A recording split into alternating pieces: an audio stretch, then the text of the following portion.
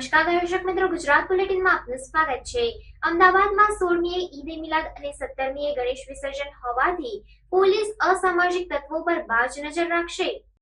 સુરતમાં ગણેશ પંડાલ પર પથ્થરમારાને લઈને અમદાવાદ પોલીસ એક્શનમાં જોવા મળી છે, જેમાં પોલીસ કમિશનરે વિડીયો કોન્ફરન્સ કરી હતી। વિડીયો કોન્ફરન્સ દ્વારા તમામ ડીસીપીને સૂચના આપવામાં આવી હતી, જેમાં ઈદ અને ગણેશ વિસર્જનને લઈને પોલીસની ખાસ તૈયારીઓ શરૂ કરી દેવા જણાવવામાં આવ્યું છે। આ બંદોબસ્તમાં હોમગાર્ડ અને એસઆરપીના જવાનોને રાખવામાં આવ્યા છે, જેમાં પોલીસ બોડી વોર્ન કેમેરાનો ઉપયોગ કરવામાં આવશે।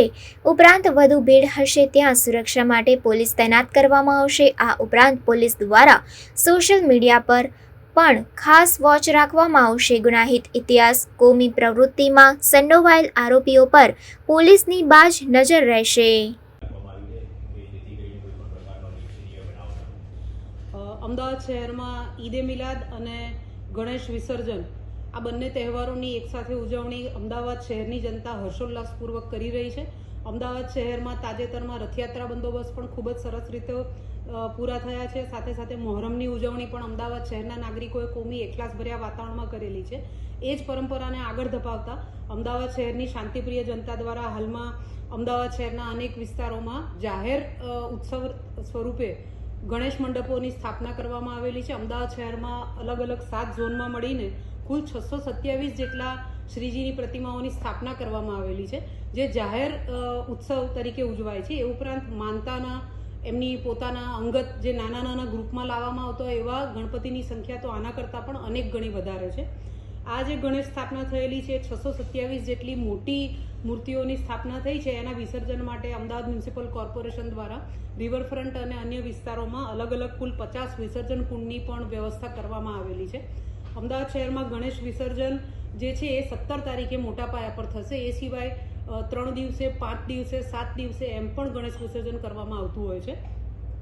અમદાવાદ શહેર પોલીસ દ્વારા 16 અને 17 એટલે ઈદે મિલાદ અને ગણેશ વિસર્જન એ બંને ઉત્સવો કોમી એકલાસભર્યા વાતાવરણમાં થાય તે માટે પૂરતી તૈયારી રાખવામાં આવેલી છે। અમદાવાદ શહેર પોલીસ કમિશનર શ્રીના માર્ગદર્શન અનુસાર અમદાવાદ શહેર પોલીસ દ્વારા આ તમામ ગણેશ વિસર્જન ની જે કામગીરી થવાની છે એ માટે પૂરતી તકેદારી રાખવામાં આવેલી છે। તમામ ગણેશ મંડપો પર પોલીસનો બંદોબસ્ત રાખવામાં આવે છે। સાથે બોડી વોર્ન કેમેરા દ્વારા, વિડીયોગ્રાફર દ્વારા અને જ્યાં જરૂર જણાય ત્યાં ડ્રોન દ્વારા પણ સર્વેલન્સ રાખવામાં આવી રહેલ છે। અમદાવાદ શહેર પોલીસ ઉપરાંત હોમગાર્ડ અને એસઆરપીનો પણ આ બંદોબસ્તમાં ઉપયોગ કરવામાં આવે છે। આપ સૌ જાણો છો એમાં એક ધાર્મિક તહેવાર છે, તો ધાર્મિક તહેવાર સૌહાર્દપૂર્ણ વાતાવરણમાં ઉજવાય, કોઈ પણ અફવાને અનુલક્ષીને કે કોઈ પણ પ્રકારના રાજ્યના કે શહેરના કે દેશના અન્ય વિસ્તારમાં કોઈ પણ બનાવ બને તો એના પ્રત્યાઘાત રૂપે અમદાવાદ શહેરની શાંતિ ડહોળાય નહીં એ માટે પોલીસ સતત સતર્ક રહીને કામગીરી કરે છે। અમદાવાદ શહેરના તમામ પોલીસ વાહનો, પીસીઆર અને સીસીટીવી કેમેરા નેટવર્કનો અમે આ સર્વેલન્સ માટે ઉપયોગ કરીએ છીએ। શહેર પોલીસ બોડી વોર્ન કેમેરાનો પણ મહત્તમ ઉપયોગ કરી રહી છે। રાત્રે મોડી રાત સુધી એટલે 12 વાગ્યાની આસપાસ સુધી તમામ ગણેશ મંડપો જ્યાં નાગરિકો મોટી સંખ્યામાં એકત્રિત થઈને આરતી, પ્રસાદ અને ઉત્સવ ઉજવતા હોય છે ત્યાં પોલીસ દ્વારા સતત હાજરી રહે છે।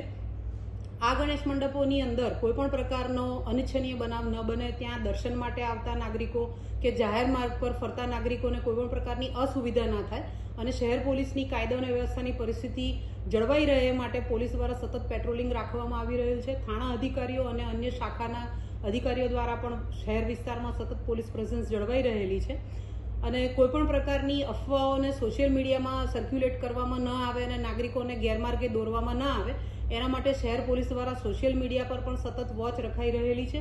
જે કોઈ આવી અફવા ફેલાવાના કે લોકોને ઉશ્કેરવાના ગુનાહિત કૃત્યો ધરાવતા કે ગુનાહિત માનસ ધરાવતા ઈસમો છે એમની ગતિવિધિ પર પણ શહેર પોલીસ દ્વારા પૂરતી નજર રખાઈ રહેલી છે। આવા શખ્સો જે ભૂતકાળમાં કોમી બનાવોમાં સંડોવાયેલા હોય, ધાર્મિક તહેવારો દરમિયાન કોઈ કોમી પ્રવૃત્તિ કરી અને લોકોને ઉશ્કેરતા હોય, શહેરની શાંતિ ડહોળવાનો પ્રયાસ કરતા હોય તેવા તમામ શખ્સો વિરુદ્ધ કડક હાથે કાર્યવાહી કરવા માટે પોલીસ કમિશનરશ્રી દ્વારા તમામને સૂચના આપવામાં આવેલી છે। આ કામગીરી સતત ચાલુમાં છે અને શહેરના તમામ નાગરિકો ગણેશ વિસર્જન અને સાથે સાથે ઈદે મિલાદ બંને તહેવારો અમદાવાદ શહેરની પરંપરા પ્રમાણે કોમી એકલાસભર્યા વાતાવરણમાં ઉજવે એ માટે શહેર પોલીસ દ્વારા સતત પ્રયત્નો કરાઈ રહેલા છે। શહેર પોલીસ વતી તમામ નાગરિકોને આ બંને તહેવારો માટે હું શુભેચ્છા પાઠવું છું।